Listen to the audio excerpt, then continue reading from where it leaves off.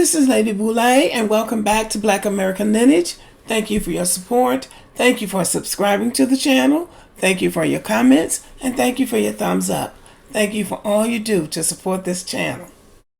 Now we know that America really doesn't want our history told. America does not want Black American history told in its entirety. They'll throw a few things at us like, well, we won't go back any further than the Civil Rights Movement.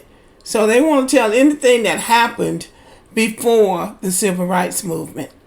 And for good reason. America does not want the world to know what the true history of America is. Because if that's told, then everything that America has said about itself and what it represents is going to be scrutinized. In other words, it's going to be challenged. The world is going to say, but you said you did this, or you said America stands for that. So they don't want the full story told. Now we know that. We know it. But when other people realize that's what's going on, that puts it in a whole new light. So I want you to listen to this video by this white man. I need to say this because after what happened the other day, I'm absolutely confident that the most censored content on social media is content that's pro-Black. I'm not talking about the Black Lives Matter nonsense. I'm not talking about regular ass white people need to pay reparations, all that bullshit woke stuff. I'm talking about what's really going on in the Black community and what we can do to help them. Anytime I talk about the real history of African Americans, the real things that happened to them and how we fix them today, and all the people that are actually the enemies of Black people, anytime I talk about any of that stuff, that is my most censored content. I put out a video 2 times in a row. It was a 10-minute video talking about something the Hodge twins put up that showed a bunch of Black people at a fast food restaurant fighting with each other. You know, putting Black people in the absolute worst light possible without explaining what's going on in the situation and the larger circumstances that Black people and Black America is in and has been for several hundred years. So I did a long 10-minute video about Black Wall Street, about the fact that there's a liquor store on every corner in Black neighborhoods, about the fact that drugs were intentionally put in those Black neighborhoods by the US government, and a bunch of other things. I posted a video without any sounds attached. By the way, every time I post a video now, it says no sound or no music at the top. That's a sound clip that when I post a video and they don't like what I have to say, they'll just remove the sound from the library, you know, maybe 2 weeks down the road. Then they remove my voice too, saying the sound had to be removed, so they had to mute my video. Guess what happened with the video on Black people? I exited out of that. There was no music, no sound. As soon as the video posted, the sound was removed from the video and you couldn't hear what I was saying. And usually, if the sound gets removed, I at least get the auto captions on the bottom. No auto captions, so you don't even know what I said. This happens all the time whenever I talk about Black folks in a positive way that talks about helping them and pay reasonable reparations. What does that mean? Pulling their communities out of the poverty that the government put them in. That's legitimate reparations for Black people.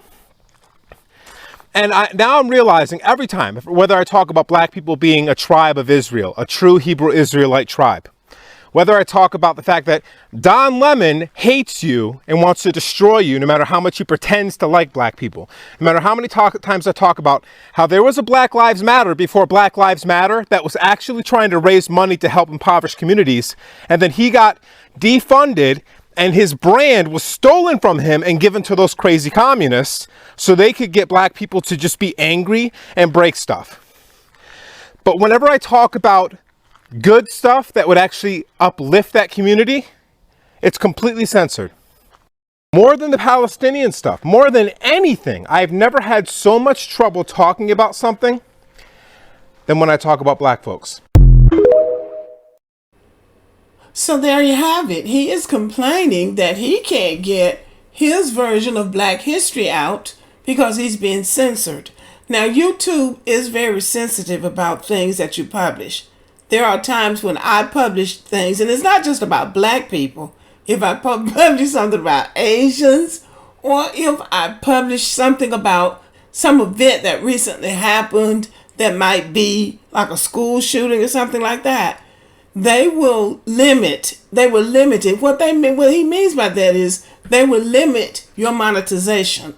They would say this video cannot be monetized, or it can only have limited monetization. Now, when I go back and have mine manually reviewed, most of the time that my videos become monetized. But there are times I do videos and they say that the monetization is limited, but it's still playable and it's not a strike on my channel. I'll go ahead and let the video play because it's something that I really want to share. So if they don't want to monetize it and give me any money for it, that's fine, because that is what I'm building. My channel is being built on information that I want to get out. So it is very rare that they will not come back and say, okay, your video is okay for all audiences. But sometimes what they're saying is that it's not advertiser friendly because it might be too controversial. But if you want to really get that information out and it's not a strike on your channel, then I'm going to go ahead and let it play, because this is a ministry for me. But I get what he's saying. A couple of people have complained about this, and they're flagging your video because they want to make sure that you're not putting information out there. I guess that's detrimental to the public is what I see. But once in a while I'll put something out there, and if it seems like it's being hostile or angry or something like that, yeah, they will limit your monetization. But as far as Black history is concerned, we already know that there's a hold on our history to a certain extent, but the word still gets out. The word still gets out because somebody always knows what happened, somebody always told what happened, and somebody always wrote it down. So you can run from this history, but you can't hide from it because somebody is going to dig it up and somebody's going to tell it.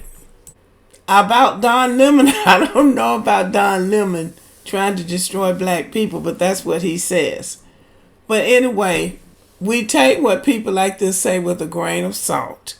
We know that it is hard to get our history out, but it's really up to us to get our history out to our people. It is our responsibility. We can't leave it to somebody else to get it out, even though it's good that he knows that this man is also labeled a Semitic Jew. And he's saying that he knows that Black people are the ancient Israelites. So that gives him some credibility among many in our community. But it's still good that he wants to tell the history. So we can give him credit for that.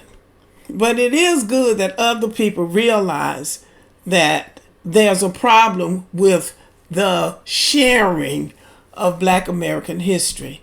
And that says something important must be happening with Black American history if they're so determined to keep it hidden. But anyway, I wanted to share this with you to let you know that other people know now that something's going on. People don't want our history out there because it's a powerful history, y'all.